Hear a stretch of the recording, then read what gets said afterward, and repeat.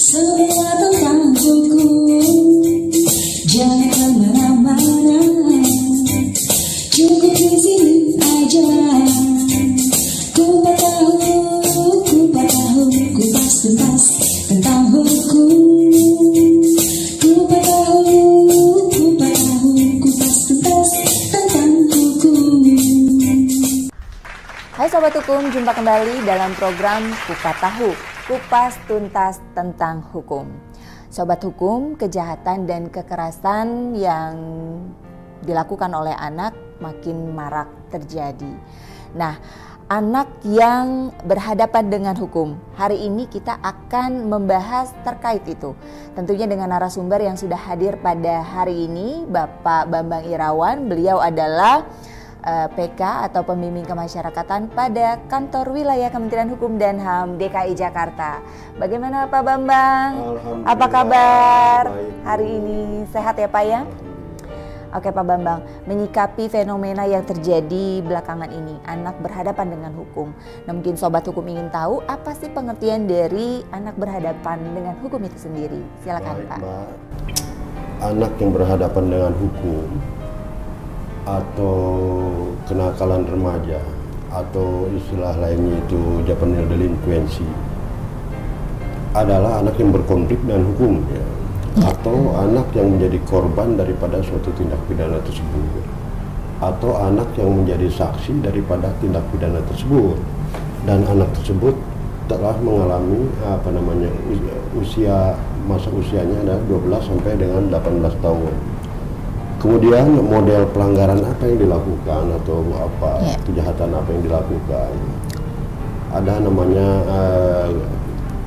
kenakalan remaja yang berdampak pada kerugian material ya, misalnya dia pencurian, perampokan, kan beberapa marak di para geng motor itu mencuri di toko-toko pada malam hari ya. Kemudian juga ada kenakalan remaja yang berdampak pada kerugian fisik ya, misalnya tawuran, kemudian perkelahian massal atau geng motor dan lain sebagainya. Kemudian juga ada kenakalan remaja yang tidak berdampak pada siapapun ya, tapi berdampak pada diri sendiri ya, yaitu penyalahgunaan narkoba. Oke Pak. Nah kemudian untuk penanganan anak berhadapan dengan hukum itu sendiri ya Pak ya, apakah berbeda antara anak itu sendiri dengan orang dewasa? Bagaimana Pak? Tentu dibedakan ya Pak ya, bahwa anak yang berhadapan dengan hukum memang perlu ada pendampingan ya. Karena mereka mengalami proses krisis identitas ya. Adanya perubahan daripada perubahan fisik, psikologis dan psikis ya, atau psikososial ya. Sehingga menimbulkan banyak permasalahan ya. Adanya masalah yang baik dalam hal pengelolaan emosi ya, baik dalam pengelolaan akal pikiran dan lain sebagainya, sehingga identitas diri daripada si anak tersebut tidak terbangun ya. Makanya anak ini cenderung melakukan perilaku yang menyimpang gitu. Oke. Lantas peran dari Kantor Wilayah Kementerian Hukum dan HAM DKI Jakarta itu sendiri seperti apa Pak? Peran terhadap ABH bahwa di kantor wilayah ini ada organisasi profesi ya yang sudah terverifikasi dan terakreditasi di Kementerian Hukum dan HAM ya. Seperti di divisi Yankum itu ada OBH ya, Organisasi Bantuan Hukum dan Penyuluh Hukum, dan tugas daripada penyuluh dan OBH ini lebih bersifat kepada kegiatan-kegiatan preventif ya, seperti apa Pak? Ya. Biasanya dilakukan langsung ke masyarakat di tempat di mana banyaknya terjadinya tindak pidana yang dilakukan oleh anak-anak. Kenapa ini penting disampaikan, bahwa sifat daripada hukum itu kan sifatnya duang ya, memaksa ya. Jadi kalau undang-undang sudah diundangkan itu dianggapnya masyarakat itu sudah tahu ya. Jadi sudah tahu ya, ada istilahnya presumption de jure ya itu. Akibatnya apa? Akibatnya bahwa ketidaktahuan akan hukum ini tidak bisa dimaafkan. Ya. Ignoransia de juris not exosam itu ya itu. Kemudian bagaimana program yang dilakukan oleh Kanwil di divisi Ankum itu? Ada dia punya program KIA itu ya, komunikasi, informasi dan edukasi kepada masyarakat itu. Dilakukan di mana tempat yang banyak memang tadi yang sampaikan itu banyak yang apa namanya bermasalah, kenakalan remaja, mungkin di kelurahan atau di sekolah-sekolah ya, melakukan penyuluhan hukum. Kemudian yang kedua itu ada dari divisi kemasyarakatan ya, yang namanya pembimbing kemasyarakatan. Itu adalah pejabat fungsional ya, penegak hukum yang melaksanakan tugas memberikan rekomendasi ya kepada pihak-pihak yang aparat penegak hukum, baik pada tingkat awal pemeriksaan pra-adjudikasi, adjudikasi sampai ke pemeriksaan akhir ya, post-adjudikasi sekira itu. Ya.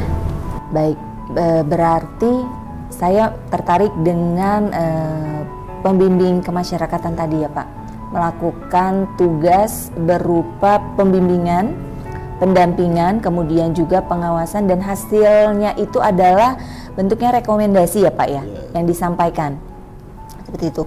Baik, nah di Undang-Undang Nomor 11 ya Pak tahun 2012 tentang SPPA ya Pak ya. Nah itu ada tuh istilah diversi dan restoratif justice. Nah mungkin sahabat hukum juga kepingin tahu nih Pak, pengertian dari diversi itu sendiri apa dan restoratif justice itu apa, kemudian tujuannya itu bisa dijelaskan Pak? Baik Mbak ya, bahwa secara normatif ya bahwa keduanya itu baik diversi maupun itu dan restorasi justice itu mempunyai persamaan ya, sama-sama penyelesaian proses. Itu hanya mungkin lokus yang berbeda ya, bahwa di diversi ini lebih kepada penyelesaian di luar sidang peradilan ya. Kalau restorasi justice itu penyelesaian dengan melibatkan semua pihak ya, baik pelaku, korban, dan kerugian material yang diderita oleh korban. Itu tujuannya kalau tadi diversi itu pertama itu apa namanya mengusahakan adanya perdamaian ya. Kemudian yang keduanya penyelesaian di perkara di luar sidang peradilan ya. Ketiga menghindari adanya pemidanaan ya, atau perampasan hak kemerdekaan. Sekira itu. Nah kalau diversi itu sendiri wajib nggak sih Pak? Diversi itu menurut perundang-undangan bahwa di pasal 5 ya, pasal 5 angka 1 ayat 1 ya, bahwa sistem peradilan pidana anak itu wajib menggunakan pendekatan restorasi justice ya, dengan legal standingnya kan diversi tadi ya, diversi tadi untuk perkara-perkara yang memang diancam hukuman di bawah 7 tahun ancaman dan bukan pengulangan kejahatan. Jadi ancamannya itu di bawah 7 tahun. Ya. Kemudian yang tadi Bapak sebutkan bukan merupakan pengulangan. Ya, bukan residivis lah. Bukan residivis istilahnya ya. Oke, baik. Nah, kemudian apabila hasil dari diversi itu nih Pak ya, itu tidak dilaksanakan, misalkan, nah itu bagaimana? Jadi kalau memang tidak dilaksanakan atau ini apa namanya penyidik wajib meneruskan ya proses pemeriksaan ke tingkat pemeriksaan lanjutan ya, misalnya ke penuntutan dan lain sebagainya. Oh gitu. Nah tadi peran TK tadi itu juga ada di, maksudnya ada gini? Itu jadi mereka apabila diversi itu tidak dilaksanakan, kemudian kepada tim pemeriksa yang bertanggung jawab pada saat itu, misalnya tingkat pertama penyidik sampai penuntut umum atau ke itu terakhir itu. Oke, jadi peran TK itu di situ ya Pak ya. Nah kemudian bagi anak yang berkonflik nih Pak, bagi anak yang berkonflik dengan hukum itu sendiri, apabila sudah ada nih Pak putusannya. Nah kemudian ditempatkan di mana sih Pak? Jadi untuk anak yang sudah diponis oleh hakim, ya, kalau mereka berusia 12 antara sampai 18 tahun atau di bawah 18 tahun, karena memang ada tindakan Bu, kalau untuk 12 tahun biasanya dikenakan tindakan itu, bukan pidana ya. Oh seperti itu, iya. Di bawah 18 tahun itu ditempatkan di lembaga pembinaan khusus anak. Lembaga pembinaan khusus anak. Ya. Kalau melebihi itu biasanya ditempatkan di lapas pemuda gitu. Oh lapas pemuda. Ya. Oh jadi memang lembaga pembinaan khusus anak itu memang hanya untuk usia yang di bawah 18 tahun. Apabila di atas 18 tahun maka pindah ke lapas pemuda ya Pak ya, seperti itu ya.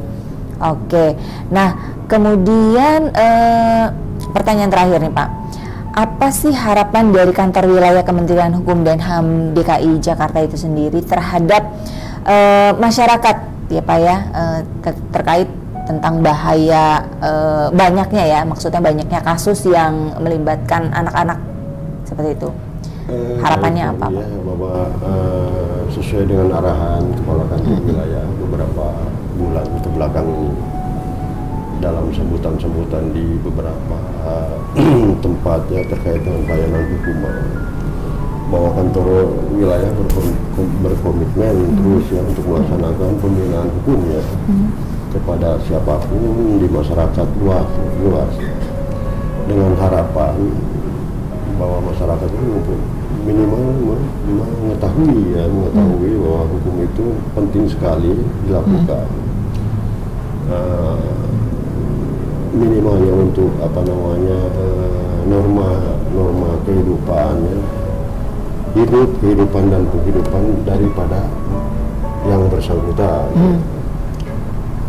Yang gunanya nanti untuk Indonesia yang lebih baik lagi. Untuk Indonesia yang lebih baik. Baik, oke Pak.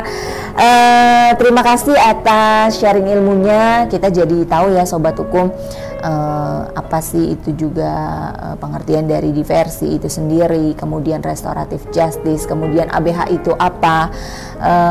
Cukup jelas tadi yang sudah disampaikan oleh narasumber kita pada kali ini. Kita sudah tiba di penghujung acara kita, Pak Bambang Irawan. Sekali lagi kami ucapkan terima kasih karena sudah bersedia hadir pada program Kupas Tahu, Kupas Tuntas tentang Hukum. Baik Sobat Hukum, sekian dulu acara kita pada kali ini. Kita akan jumpa kembali di next episode. Salam sehat selalu dan sampai jumpa. Kupas Tahu, Kupas Tuntas tentang Hukum.